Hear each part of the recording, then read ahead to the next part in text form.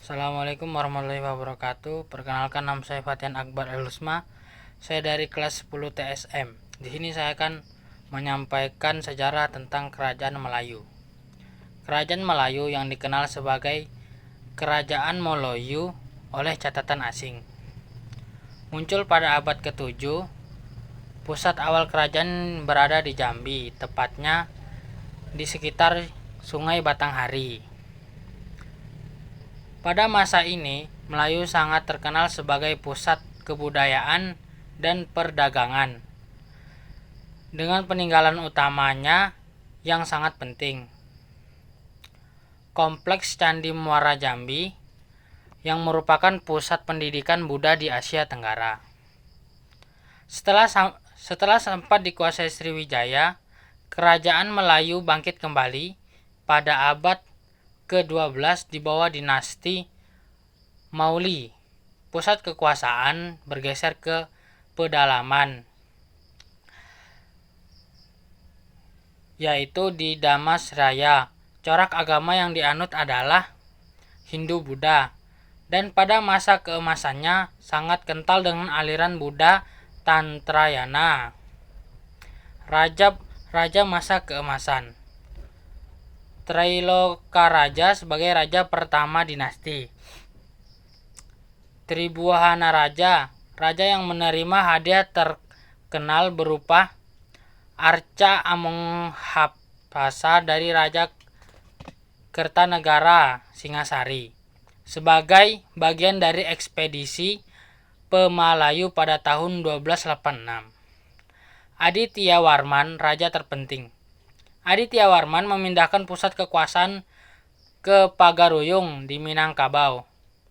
Ia disebut sebagai pendiri kerajaan Malayupura dan sangat menonjol dengan ajaran Buddha Tantrayana.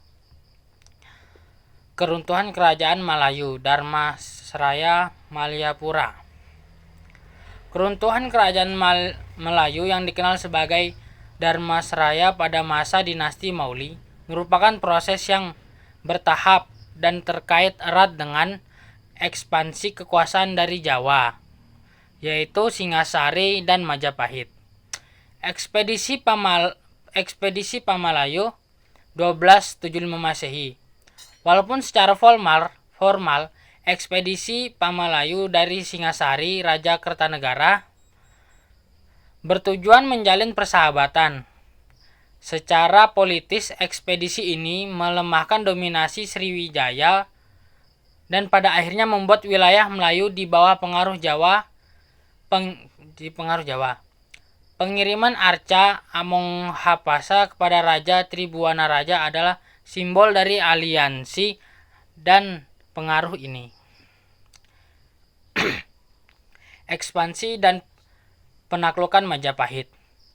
Puncak keruntuhan politik Melayu Dharmasraya terjadi pada abad ke-14.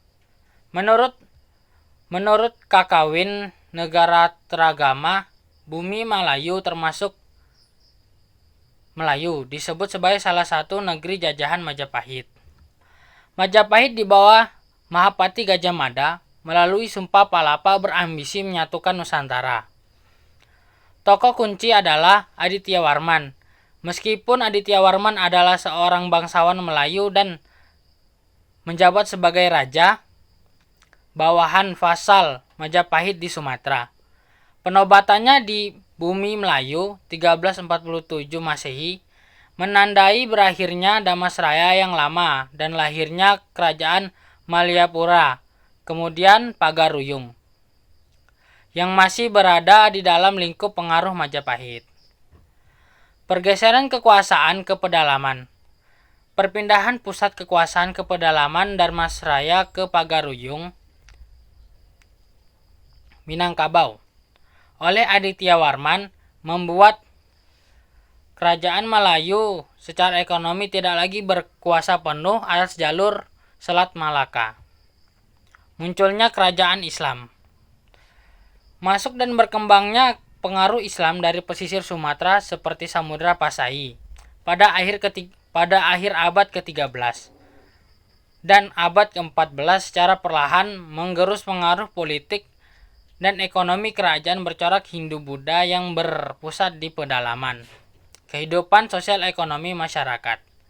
Perekonomian kerajaan Melayu, terutama pada masa awal di Jambi dan periode Damasraya, sangat mengandalkan sektor maritim dan perdagangan, mirip dengan Sriwijaya. Pusat perdagangan. Kerajaan Melayu, seperti yang dicatat oleh Marco Polo pada abad ke-13, berkembang menjadi bandar perdagangan rempah-rempah yang ramai. Lokasinya strategis. Perdagangan internasional antara India dan Tiongkok memberikan keunggulan ekonomi. Komoditas. Selain rempah-rempah, komoditas penting lainnya adalah hasil hutan dan hasil tambang seperti emas, terutama setelah pusat perpindahan ke pedalaman Minangkabau yang kaya emas seperti yang terlihat pada masa Aditya Warman. Pertanian. Setelah pusat perpindahan ke wilayah pedalaman Damasraya dan Pagaruyung, sektor pertanian juga berkembang pesat. Bukti perkembangan pertanian ini terlihat dari pembangunan saluran pengairan yang disebutkan dalam prasasti Suroso pada masa Raja Akrendrawarman. Kehidupan sosial. Struktur masyarakat Melayu yang bersifat hierarkis dengan corak keagamaan yang kental. Sertifikasi sosial. Raja dan bangsawan berada di puncak hierarki, umumnya menganut agama Hindu-Buddha, terutama Buddha Tantrayana pada masa dinasti Mauli dan Aditya Warman. Pendeta atau rohaniawan memiliki kedudukan terhormat. Raja Aditya Warman sangat memperhatikan kesejahteraan para pendeta seperti yang tersirat dalam prasasti Among Hapsa. Rakyat biasa kemungkinan besar masih menjalankan kepercayaan tradisional atau memadukannya dengan ajaran-ajaran Hindu-Buddha.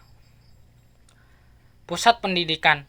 Pada masa awal sekitar abad ke-7 hingga 11, wilayah Jambi, Candi Muara Jambi, dikenal sebagai pusat pendidikan dan kebudayaan Buddha yang penting di Asia Tenggara, menunjukkan tingginya aktivitas keagamaan intelektual masyarakat.